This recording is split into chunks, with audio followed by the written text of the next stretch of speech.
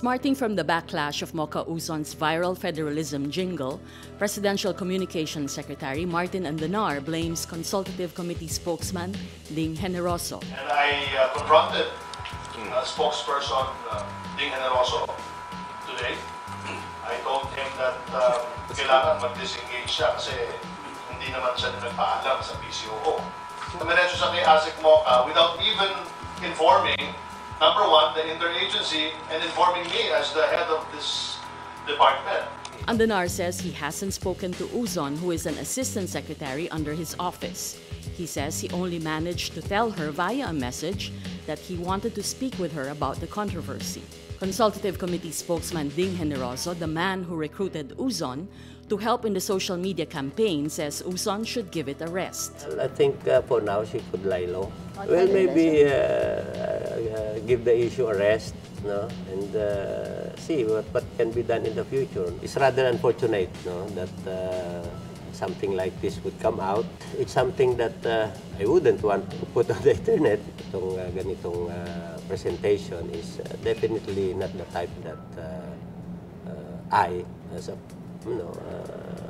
having been a journalist myself, would be happy about. Uson posted a video of her show, Good News Game Show, with co-host Drew Olivar. Oh, dito lang ako sa tabi. Sayawin mo. Sayaw na tayo! Solo mo! Go! Yan na!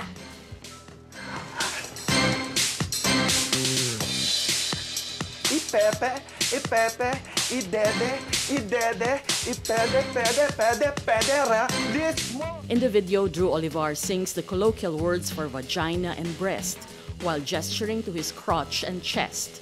He yells, "Federalize" at the end of the number. Senators, including Federalism advocate Senator Coco Pimentel, slams Uson and calls the video lewd. Pimentel says, "I could not imagine that they would besmirch the cause of federalism. Mocha should be removed from the Federalism campaign. She should study first. She should take a leave first. I am not angry but disappointed that the best and the brightest appointed to this government can come up with only that kind of bullshit." Senator Panfilo Lacson says without Mocha Uson, federalism is already dead and awaiting cremation at the Senate. With Mocha Uson, the ashes should be thrown far, far away from the Philippines, 7,107 beautiful islands. CONCOM members themselves are up in arms, saying the video has made a mockery of their draft federal constitution.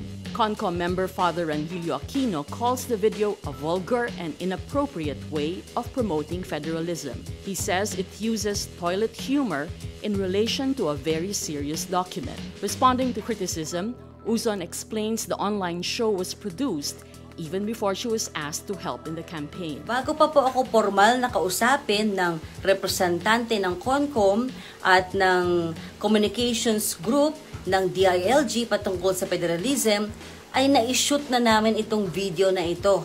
Hindi po ako ang spokesperson ng federalism. Hindi po ako ang ambassadress ng federalism. Isa lamang po ako sa mga tutulong para isulong ang kampanya ng federalism sa social media. Generoso notes involving Uson had its, quote, positive side. In a way, it had its positive effects. Now everybody's talking about federalism. Dati nga, ang sabi ng survey, only 3 out of 10 Filipinos have heard the word federalism. Now probably there are 5 out of 10. There are levels that you have to hurdle. The first level is plain awareness. On Monday morning, the words federalism and Mocha Uson were trending on Twitter. Filipinos online also criticized the communications assistant secretary. One comments that Uson should have the decency to apologize.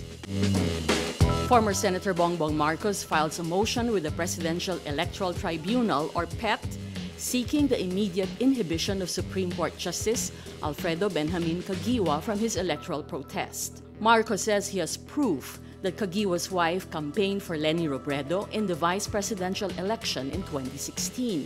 Marcos is contesting the victory of Vice President Leni Robredo. He says Caguioa's continued participation in hearing his protest against Robredo would taint the other members of the PET with bias or impropriety. Caguioa, an appointee of former President Benigno Aquino III, is the ponente of Marcos's election protest. The former senator says he discovered nasty messages posted by Caguioa's wife Pierre Angela Caguioa in a Viber group showing clear bias against the Marcos family and for Robredo. President Rodrigo Duterte signs into law the Philippine Identification System Act Monday, August 6. The new law seeks to create a unified and streamlined national identification system. The law establishes the Philippine ID System, or PhilSys, a centralized database for vital information on all residents and resident aliens in the Philippines. It aims to speed up and improve the delivery of government services and reduce fraudulent transactions. Presidential spokesman Harry Roque says Juan de la Cruz will no longer have to present multiple identification cards simply to prove his identity. Each individual who registers with the system will get a unique and permanent ID number or Common Reference Number, or CRN. A physical ID will also be issued. Personal data to be collected will include name, sex, date of birth, place of birth, and address. Biometrics information will also be collected, including facial image, full set of fingerprints, iris scan, and other identifiable features that are necessary. Giving your mobile number and email address is optional. The PhilID can be used when dealing with national government agencies, local government units, government-owned and controlled corporations, government financial institutions, and the private sector. Registration will be free of charge. Filipino satisfaction with the performance of President Rodrigo Duterte's administration remains very good overall during the second quarter of 2018. According to social weather stations, or SWS, the Duterte administration got its lowest ratings on fighting inflation and defending sovereignty in the West Philippine Sea. The survey, conducted from June 27 to 30, showed that the Duterte administration's net satisfaction rating was unchanged at positive 58. But in terms of issues, it got -1 on fighting inflation, a 7-point decrease from March's already low positive 6. Inflation had surged to a fresh high of 5.2% in June. The Duterte administration also received a rating of only positive 20 when it comes to the West Philippine Sea, a 14-point decline from March's positive 34.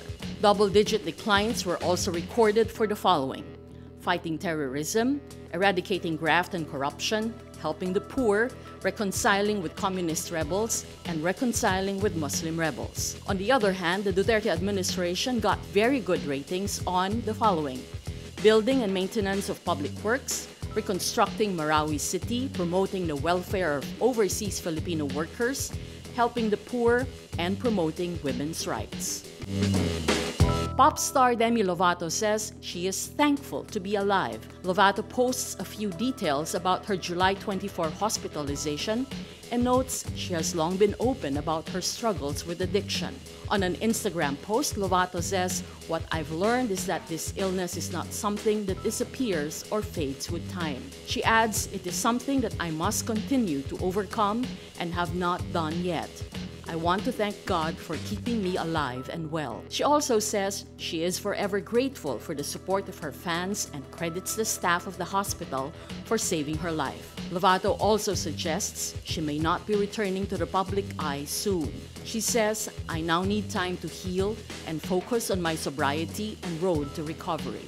Lovato has long spoken of her struggles with depression, eating disorders, and addiction. On July 24, the singer was rushed from her home to a hospital by emergency responders. It remains unclear on which drug she overdosed.